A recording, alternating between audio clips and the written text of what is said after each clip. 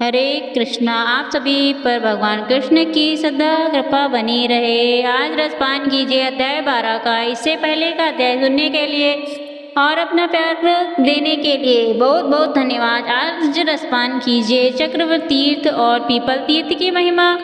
महर्षि दधीचि, उनकी पत्नी गभास्थानी और उनके पुत्र पीपलाद के त्याग की अद्भुत कथा का श्री ब्रह्मा जी कहते हैं। चक्र तीर्थ ब्रह्मा हत्या आदि पापों का नाश करने वाला है। वहाँ भगवान शंकर चक्रेश्वर के नाम से निवास करते हैं। उन्हें से भगवान विष्णु को चक्र प्राप्त हुआ।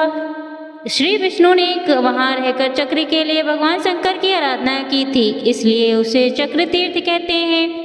उसके श्रवण मात्र से ही मनुष्य पापों से मुक्त हो जाता है। उसकी महिमा का वर्णन करने में शेषनाग भी समर्थ नहीं। नारद चक्रेश्वर ही पीपलेश्वर हैं। उनके नाम का वे सभी उत्तम गुण से सुशोभित थे। उनकी पत्नी श्रेष्ठ वंश की कन्या और पतिव्रता थी। उनका नाम था गर्भाशिनी। विलोपा मुद्रा की बहन थी। दधीचि की पत्नी सदा भारी तपस्या में लगी रहती थी। धर्म के पालन पूरण में तत्पर रहा करती थी और उनका आश्रम गंगा के तट पर था। वहाँ देवता और अतिथियों की सेवा करते अपनी ही पत्नी में अनुराग रखते थे। उनके स्वभाव से उस देश में शत्रुओं और दैत्य दोनों का आक्रमण नहीं होता था। एक दिन की बात है, विद्यार्थियों को परास्त करके वहाँ आए थे और उस विजय के कारण उनके हृदय में हर्ष की हिलोर उठ रही थी। मुनव्वर दधीचि को देखकर सभी देवताओं ने प्रणाम किया। दधीचि ने भी देवताओं को देखा तो बहुत प्रसन्न हुए। उन्होंने उस सभी को पृथक पृथक पूजन किया और फिर अपनी पत्नी के साथ देवताओं के लिए ग्रस्तोचित स्वागत सत्कार का प्रबंध करने लगे। इसके बाद उन्होंने देवताओं से कुशल पूछा और देवता भी इस वार्तालाप करने लगे। हेमु ने, आप इस पृथ्वी के कल्प वृक्ष हैं। आप जैसा महर्षि अब जब हम लोगों पर इतनी कृपा रखता है तो तीर्थ में स्नान, समस्त प्राणियों पर दया और आप जैसे महात्माओं का दर्शन। हम बड़े बड़े सशक्त और दैत्य को जीत कर यहाँ आए हैं। इससे हम बहुत सुखी हैं। विशेषता कोई अस्त्र शस्त्रों के रखने से कोई लाभ नहीं दिखाई देता। हम उन अस्त्रों का बोझ भी नहीं सह सकते। हम स्वर्ग में जब इन अस्त्रों को रखते हैं तब हमारे शत्रु इनका पता लगाकर वहाँ से हड़प ले जाते हैं। इसलिए हम आपके पवित्र आश्रम पर इन सभी अस्त्रों को रखना चाहते हैं।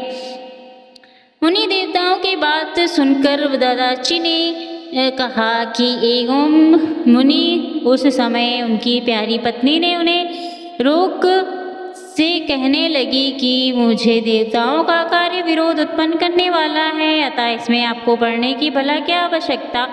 आनी जो शास्त्रों का ज्ञान प्राप्त करके परमार्थ तत्व में स्थित हो चुके हैं, संसार के कार्यों में जिनकी कोई शक्ति नहीं, उन्हें दूसरों के लिए ऐसा संकट मोल लेने में क्या भला लाभ, जिससे ना इस लोक में सुख है और ना ही परलोक में। विपर्वत मेरी बातें ध्यान देकर सुनो। अगर आपने इन दे दिया तो इन देवताओं के शत्रु आपसे द्वेष करेंगे। यदि इनसे कोई अस्त्र नष्ट हुआ तो या चोरी हो गया तो देवता भी कुपित होकर हमारे शत्रु बन जाएंगे। अतः हे मुनीश्वर, आपके लिए इस पराई द्रव्य में मानवतत्व जोड़ना बिल्कुल ठीक नहीं होगा।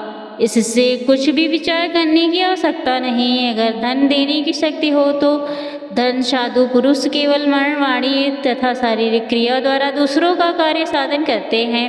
प्राणनाथ पराई धन को अपने यहाँ धरोहर के रूप में रखना साधु पुरुषों ने कभी स्वीकार नहीं किया।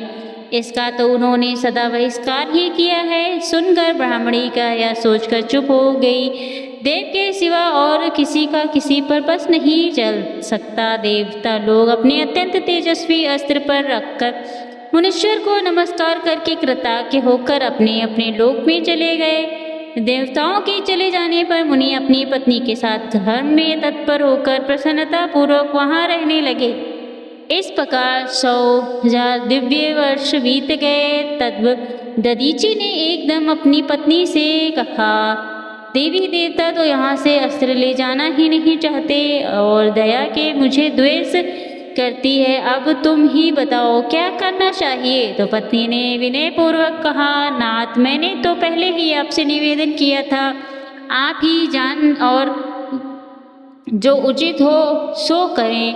पवित्र जल से मंत्र पढ़ते हुए अश्रु को नहलाया, फिर वह सर्वाष्टम परम पवित्र और तेज युक्त जल स्वयं तेज निकल जाने से वे सभी अस्त्र शस्त्र शक्तिहीन हो गए, अतः क्रमशः समय अनुसार नष्ट भी हो गए। फिर देवताओं ने एक दिन दधीचि से आकर कहा कि हे मुनिवर, हमारे ऊपर शत्रुओं का महान भय आ पहुँचा, अतः हमने जो अस्त्र आपके यहाँ रख दिए उन्हें इस समय आप दे दीजिए। न दीजिए सुनकर कहा कि आप लोग तो बहुत दिनों तक उन्हें लेने ही नहीं आया था, व्यक्तियों के भय से हमने उन अस्त्रों को पी लिया है, अब वे हमारे शरीर में स्थित हैं, इसलिए जो उचित हो वह कहे। मुनि सुनकर देवताओं ने बड़े विनीत भाव से कहा कि मुनीश्वर, इस समय तो हम इतना ही कह सकते हैं कि बस दे दीजिए। उस समय प्रिय वचन बोलने वाली दधीचि पत्नी प्रतिदिन उनके पास नहीं थी, देवताओं से बहुत डरते थे। उन्हें सामने न देखकर दधीचि से बोले, विपरीत जो कुछ भी करना है शीघ्र कीजिए। देवताओं की बात सुनकर दधीचि ने अपने दोस्त या चुप प्राणों का परित्याग करते हुए कहा, देवताओं तुम सुखपूर्वक मेरा शरीर ले लो, मेरी हड्डियों से प्रसन्नता प्राप्त करो, मुझे इससे भला क्या काम है। ऐसा कहकर महर्षि दधीचि पद्मासन बांध कर बैठ गए। उनकी दृष्टि नासिक के अग्रभाग पर स्थिर हो गई, मुख पर प्रकाश और प्रसन्नता विराज रही थी। उन्होंने हृदय आकाश में स्थित अग्नि सहित व्यू को धीरे धीरे ऊपर की ओर उठाकर प्रेम परम पद प्राप्त ब्रह्मा जी के स्वरूप में स्थापित कर दिया। इस प्रकार महात्मा जी ब्रह्मा साहित्य प्राप्त कर लिया, निष्प्राण हो गया। ये देखकर देवताओं ने विश्वकर्मा से उतावली पूर्वक कहा, विश्वकर्मा जी अब आप सभी से अस्त्र शस्त्र बना डालिए। विश्वकर्मा ने कहा, देवताओं ये ब्राह्मण का शरीर है, मैं इसका उपयोग भला कैसे करूं। जब केवल इसकी हड्डियां रह जाएगी तब उनका अस्त्र निर्माण करूंगा। तब देवताओं ने गांवों से कहा जो गावें महर्षि दधीचि के आश्रम में विचरण कर रही थी, उन गांवों से कहा कि हम तुम्हारा मुख वज्र के समान किया देते हैं, तुम हमारे हित के लिए अस्त्र शस्त्र निर्माण करने के उद्देश्य से दधीचि के शरीर को छान भर विच्छिन्न कर डालो और शुद्ध हड्डियां निकाल लो। कर देवताओं को आदेश पाकर देवतागण बड़े उत्साह के साथ अपने लोक को चले गए। गौर भी अपने स्थान को लौट गई। फिर बहुत डर के बाद महर्षि दधीचि की सुशीला पत्नी हाथ में जल से भरा हुआ कलश लेकर पहुंची।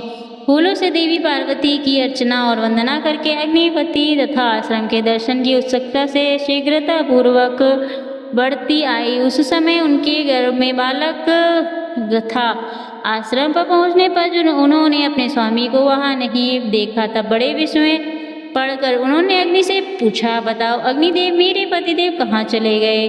नमस्ते नहीं बोली, मैं देवताओं को श्राप देने में समर्थ नहीं, अतः स्वयं ही अग्नि में प्रवेश करूंगी। अब ऐसा जीवन भर रख कर भला मैं क्या करूंगी। जिस संसार में वास्तु उत्पन्न होती है वह सब नश्वर है, अतः उसके लिए शोक होना ही नहीं चाहिए। परंतु मनुष्य में वो विपुण्य भाग होते हैं जो गौ ब्राह्मण और तथा देवताओं के लिए अपने प्यार प्राणों का उत्सव कर देते हैं। इस परिवर्तनशील संसार चक्र में धर्मपरायण तथा शक्तिशाली शरीर पर कर जो देवताओं तथा ब्राह्मणों के लिए अपने प्यार प्राणों का परित्याग करती है वो धन्य है, और जिसने धारण की है उसके प्राण तो एक न एक दिन अवश्य ही जाएंगे।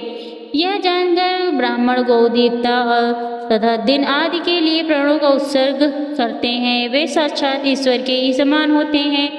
ऐसा कहकर उन्होंने अग्नियों का यथावत पूजन किया। अपना पेट खुद ही क्या कर गर्भ के बालक को अपने हाथ से निकाल दिया। फिर गंगा पृथ्वी आश्रम के वनस्पति और अस्त्र आदि औषधियों को प्रणाम करके पति की त्वचा और लौंग आदि के चिता में प्रवेश करने का विचार किया। उस समय भी कहने लगे, उन्होंने जो कुछ भी कहा उसका वृत्तांत आप सभी अगले अध्याय में सुनिएगा, बहुत ही रोचक होने वाला है। उम्मीद है ये कथा आपको पसंद आई होगी। अगर अच्छी लगी हो तो प्लीज़ वीडियो को लाइक करना मत भूलिएगा। धन्यवाद।